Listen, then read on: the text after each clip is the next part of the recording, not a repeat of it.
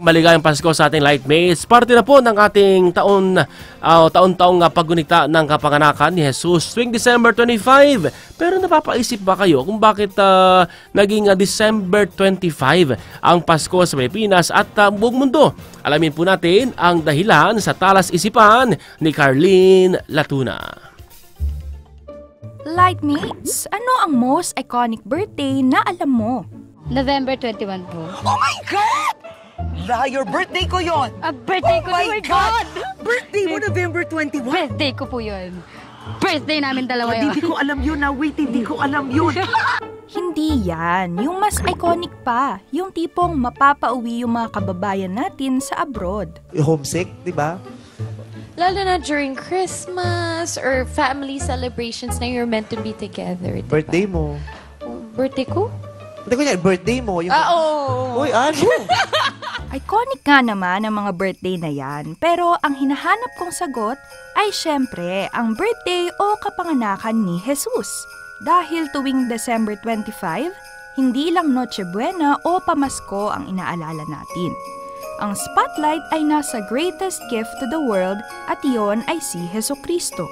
Pero December 25 ba talaga ang araw ng kapanganakan ng ating tagapagligtas?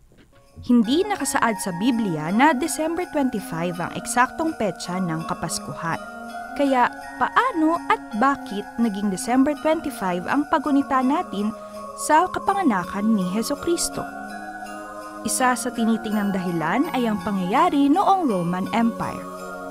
Noong 3 siglo kasi, ang December 25 ay nakalaan para sa pagunita ng Sol Invictus o the Unconquered Sun. Dito, pinagdiriwang ng mga Romano ang kaarawan ng ibang Diyos. Hango rin ito sa pistang Saturnalia kung saan may handaan at nagbibigayan ng regalo ang mga dumadalo. Ngunit ito ay nagbago nang maging emperor ng Roma si Constantine. Dahil itinalaga ni Constantine na ang Kristyanismo ang opisyal ng relihiyon ng Roman Empire.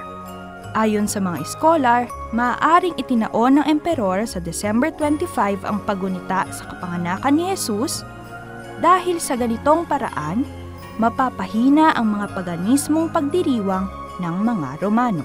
At pagdating nga ng 9 na siglo, naging pangunahing pagdiriwang na ng Kristyanismo ang Kapaskuhan tuwing Disyembre 25. Pero Lightmates, kahit hindi man December 25 ang eksaktong petsa ng kapanganakan ni Jesus, ang tunay na diwa nito ay ang pag-alala natin na ang Diyos ay nagkatawang tao, nagpakababa, ipinanganak sa sabsaban at namuhay sa mundo upang ipako sa krus at akuin ang ating mga kasalanan. Alalahanin ngayong Pasko na dahil kay Jesus, tayo ay nalinis at nagkaroon ng pagkakataon na maging malaya at maging anak ng Diyos. Carlene Latuna, Newslight.